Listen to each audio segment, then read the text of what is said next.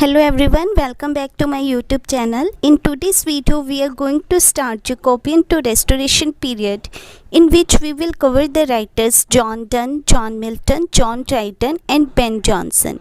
So let's get started today's video, in which we will cover John Donne. John Donne, famous for metaphysical poetry, and he was poet, priest, lawyer and also known as monarch of wit. उनका birth 1572 में हुआ था और उनकी death हुई थी 1631 में with stomach cancer. And he born to Roman Catholic family. Catholic was illegal religion that time. तो उस टाइम पे जो कैथोलिक थे उनको अच्छा नहीं समझा जाता था और इस रिलीजन को उस टाइम पे इलीगल माना जाता था. Though he studied at Oxford and Cambridge University, but he could not get degree because of his Catholics. तो चाहे उसने ऑक्सफोर्ड और कैम्ब्रिज यूनिवर्सिटी से स्टडी तो की थी पर उनको डिग्री नहीं मिली थी उनकी कैथोलिज्म के कारण. तो ये रीज़न इसलिए नहीं था कि उनको कैथोलिक के कारण डिग्री नहीं मिली थी, पर उन्होंने ओथ ऑफ सुपरमेसी को लेने से इनकार कर दिया था, जिस वजह से उन्हें डिग्री नहीं मिली. इन 1601 में जॉन डन ने एन मूर से सीक्रेटली मैरिज कर ली थी and because of this he ruined his career, fired and he imprisoned by his father-in-law. तो एन मूर से शादी की वजह से जब उनका करियर पूरी तरह से स्पॉइल हो गया, उन्होंने अपने पोस्ट को खो दिया, तो उन्होंने अपनी वाइफ को एक पन लिखा था, John Donne and done undone.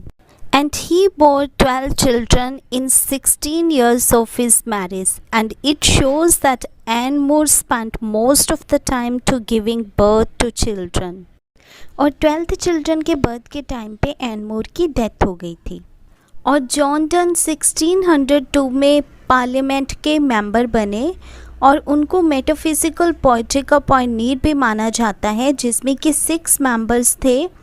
That is Donne, Herbert, Crashaw, Marvell, Wagham and Trahan. और इसको हम एक ट्रिक से याद कर सकते हैं इन नेम्स को. दिल्ली हो चाहे मुंबई बोर्ड, तो हर एक वर्ड से आप हर एक नेम को लर्न कर सकते हो. DHCMVT. तो जॉन डन के जो फादर थे उनका नेम भी जॉन डन ही था, और जब जॉन डन 4 इयर्स के थे तो तब उनके फादर की मृत्यु हो गई थी. और उनकी मदर थी एलिज़ाबेथ हेवुड. तो एलिज़ाबेथ हेवुड जो थी वो जॉन हेवुड की डॉटर थी. जॉन हेवुड वही जिन्होंने इंटरल्यूड लिखा था, और थॉमस मूर की वो नीस थी, थॉमस मूर जिन्होंने यूटोपिया लिखा था. और डन के फर्स्ट बायोग्राफर थे आइजैक वेल्टन, जिन्होंने बुक लिखी थी कंप्लीट एनफर. और डन की लास्ट पोइम थी a hymn to God the father. और जो जॉन डन के स्टाइल्स थे वो उन्होंने राइम्ड कपलेट में लिखे थे, जिससे कि ड्राइडन और पॉप बहुत इन्फ्लुएंस्ड हुए थे. और ड्राइडन ने जॉन डन के बारे में कहा था that John Donne must be regarded poet but not writer. So he said that Donne affected metaphysics even in amorous verse. और जब जॉन डन के फ्रेंड लूसी और उसकी डॉटर की मौत हो गई थी, तो तब इन्होंने एक वर्क लिखा था a nocturnal upon saint Lucy day being the shortest day. तो जॉन डन को उनके ऑब्सक्योरिटी की वजह से रॉबर्ट ब्राउनिंग से भी कंपेयर किया जाता है, पर इनमें एक इम्पॉर्टेंट डिफरेंस है that Donne is poet of wit while Browning is poet of art and passion. और जीजे स्कोरर ने जॉन डन की पोइट्री को 3 ग्रुप्स में डिवाइड किया है. And Dryden sad done affect metaphysical even in amorous verse, and his imagery is scientist as well as natural. As a metaphysical, Donne's poetry is intellectual, dramatic, introspection, self-analysis and strong passion. In the source of his imagery were medieval mythology and scholastic philosophy. और metaphysical poetry 20th century में famous थी, और T.S. Eliot ने एक work भी लिखा था metaphysical poet के ऊपर. And he wrote styles, elegies and verses.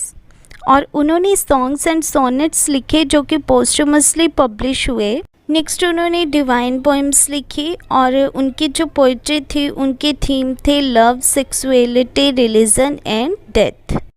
Next हम उनकी पोइट्री की करेक्टरिस्टिक्स को देखते हैं तो वो मेटाफिजिकल कंसेप्ट के लिए बहुत ज़्यादा फेमस थे। मेटाफिजिकल कंसेप्ट मीन्स अ फार fest comparison between two totally different object. कोई भी दो डिफरेंट ऑब्जेक्ट जो एक दूसरे से बिल्कुल अलग होते हैं उनके बीच में तुलना पैदा करना या उनके बीच में कंपैरिजन को क्रिएट करना। तो Meta means beyond and physics means nature. It means beyond the nature means दो डिफरेंट ऑब्जेक्ट के बीच में एक कंपैरिजन को क्रिएट करना। जैसे कि उनकी वैलिडिक्शन फॉर विटिंग मॉर्निंग पोइम में पेयर ऑफ लवर्स को पेयर ऑफ कैंपस के साथ कंपेयर किया गया है। यहाँ पे लवर और कैंपस एक दूसरे से बिल्कुल डिफरेंट है पर इनको आपस में कंपेयर किया गया है इस पोइम में। ऐसे ही वैलिडिक्शन ऑफ वीपिंग में टीयर्स को ग्लोब के साथ कंपेयर किया है और उनकी पोइम द फ्ली में उन्होंने फ्ली बाइटिंग टू लवर्स को कंपेयर किया है सेक्सुअल यूनियन के साथ। यहाँ पे फ्ली बाइटिंग और सेक्सुअल यूनियन दोनों एक दूसरे से बिल्कुल डिफरेंट है बट उन्होंने अपनी पोइम में इसको कंपेयर किया है एक दूसरे के साथ। And his poem the flea is similar to Andrew Marvell's poem to his coy mistress. अब यहाँ पे जो कंसेप्ट है वो टू टाइप्स की होती है, एक तो मेटाफिजिकल कंसेप्ट होती है, एक पेट्रार्कल कंसेप्ट होती है। और जो पेट्रार्कल कंसेप्ट होती है इसमें जो लेडी होती है उसको हेवनली ऑब्जेक्ट के साथ कंपेयर किया जाता है like moon, star, fairy etcetera. But John Donne ने अपनी पोइम में मेटाफिजिकल कंसेप्ट को यूज़ किया था। तो ये उनकी जो पोइट्री है इनको 3 पार्ट्स में डिवाइड कर सकते हैं, एमरस, मेटाफिजिकल एंड स्टाइरिकल। और जो मेटाफिजिकल पोइट थे वो इमोशंस के एनालिसिस पर बिलीव करते थे।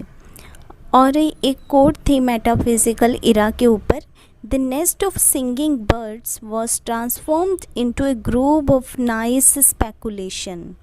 तो ये जो एज थी मेटाफिजिकल पोइट्स के, इस टाइम को हिस्टोरिकली कैरोलिन एज भी कहा जाता है क्योंकि इस टाइम पे जो इंग्लैंड के किंग थे वो चार्ल्स वन थे। और मेटाफिजिकल टर्म का मीनिंग है a process of dry reasoning. और जो मेटाफिजिकल पोइट थे वो अनकन्वेंशनल स्टाइल यूज़ करते थे। तो वॉल्टर स्कॉट ने कहा था Elizabethan played with words and metaphysical played with thoughts. तो डॉक्टर जॉनसन ने मेटाफिजिकल पोइट्स को मैन ऑफ लर्निंग बोला था। और नेक्स्ट जो करेक्टरिस्टिक है जॉन डन की पोइट्री की, क्लॉकियल language. It means he used common language और ऑर्डिनरी लैंग्वेज। तो जॉन डन जो है वो अपनी पोइट्री में बहुत ही सिंपल या ऑर्डिनरी लैंग्वेज यूज़ करते थे जिसको कि क्लॉकियल लैंग्वेज बोलते हैं।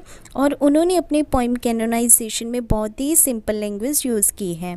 इसमें कोट है, for God's sake hold your tongue and let me love. तो नेक्स्ट करेक्टरिस्टिक है उनकी पोइट्री की विट। तो उनको मोनार्क ऑफ विट भी बोला जाता है।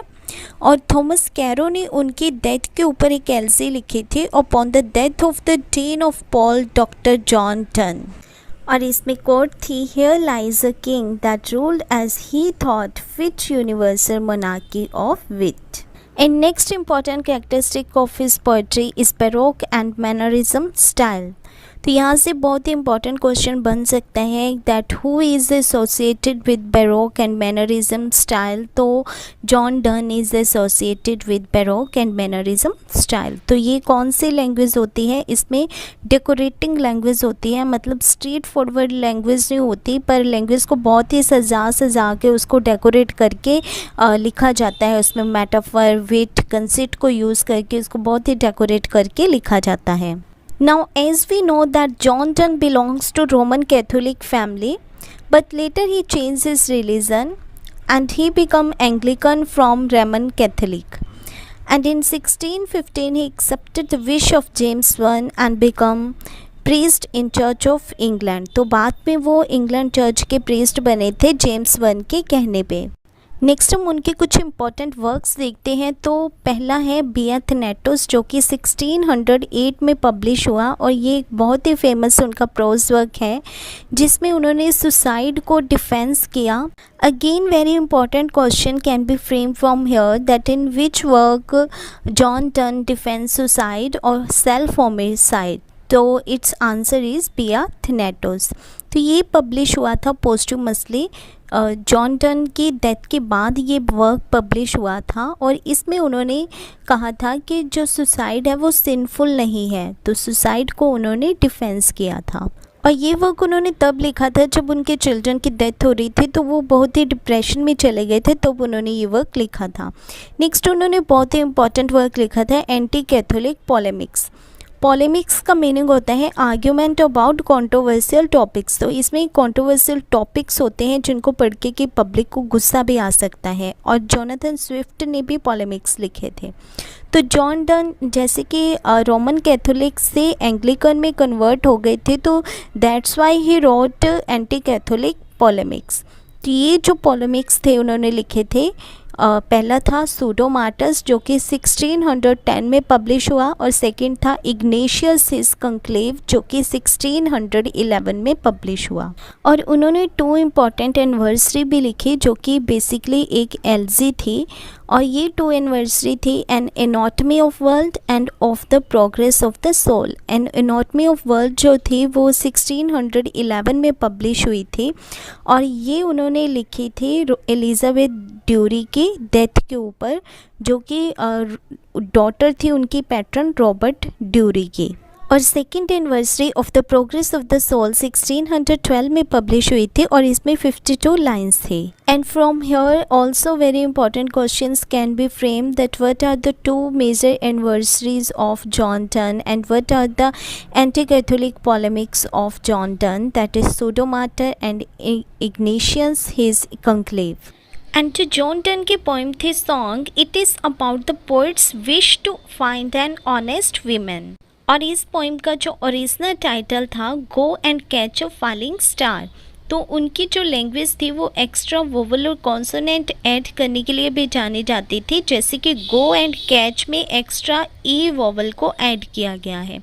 और उनकी जो पोइम थी autumn, it is about the grave compliment to an older women. And sweetest love I do not go is the love poem of John Donne. And his poem Oh That Be Not Proud is about the challenge to death. इसमें death को challenge किया गया है।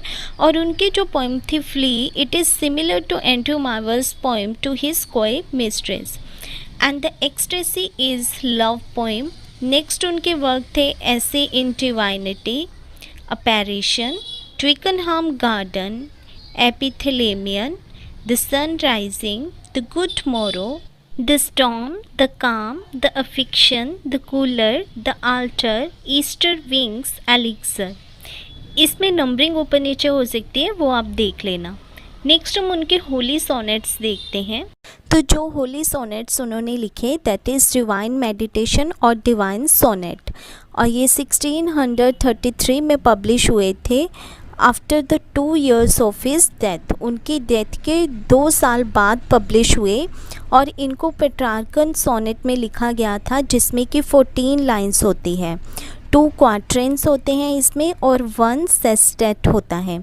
क्वाट्रेंस means 4 line stanza, तो 2 क्वाट्रेंस means 4 + 4, और 1 सेस्टेस is 6, तो it means 14 lines. तो इसमें 19 पोइम का कलेक्शन था, और in 17 holy sonnet he mourned the death of his wife. इसमें उन्होंने अपनी वाइफ की डेथ को मोर्न किया। नेक्स्ट उन्होंने लिखा था devotion upon emergent occasion and several steps in my sickness. ये 1624 में उन्होंने तब लिखा था जब वो बहुत ही बीमार हो गए थे, उनको रिलैप्सिंग फीवर या टाइफाइड्स हो गया था। तो ये एक प्रोज वर्क है जिसमें उन्होंने डेथ, रीबर्थ और सिकनेस के बारे में लिखा था, और इसको उन्होंने 23 पार्ट्स में डिवाइड किया था, और जिसमें कि 3 सबसेक्शंस थे, मेडिटेशन, एक्सपोस्टुलेशन और prayer. And in meditation he shows the stage of his illness, and in expostulation he shows his reaction to that stage, and in prayer he is seeking peace with the disease। और meditation 17 में उन्होंने बहुत ही important 2 phrase दिए थे। First, no man island, it means no man is island, कोई भी man self sufficient नहीं है, everyone relies on other, हर एक को एक दूसरे के ऊपर रिलाइज डिपेंड होना पड़ता है, कोई भी खुद सफिशेंट नहीं है। और सेकंड था for whom the bell tolls, it means we all are part of mankind. Any person's death is loss to all of us. तो इसमें उन्होंने किसी पर्सन की डेथ को मार्क किया है कि हम हर एक मैनकाइंड के पार्ट हैं, तो किसी की भी डेथ जो है वो हम सब के लिए एक बहुत बड़ा लॉस होता है. And this phrase, for whom the bell tolls, is taken by Ernest Hemingway in his novel. और उन्होंने जो सॉन्ग्स एंड सोनेट्स लिखे थे जो कि 1633 में पब्लिश हुए थे, इनमें 55 लिरिक्स थे और ये उन्होंने मेटाफिजिकल कंसेप्ट में लिखे, जिसमें कि हमने देखा था वैलेडिक्शन, द फ्ली, वैलेडिक्शन ऑफ वीपिंग, ये सारी पॉइंट्स इसमें आ जाएंगे. और ये उन्होंने अपनी मैरिज से पहले भी लिखे और अपने मैरिज के बाद भी लिखे. बाद में उन्होंने एंड मोर के लिए लिखे थे. और उन्होंने कुछ सीरियस पोइम्स भी लिखे जो कि स्पिरिचुअल लव और प्लेजर के ऊपर बेस्ड थे. So this is all about John Donne. If you like my video, please subscribe my channel and also share it with your friends. Have a nice day.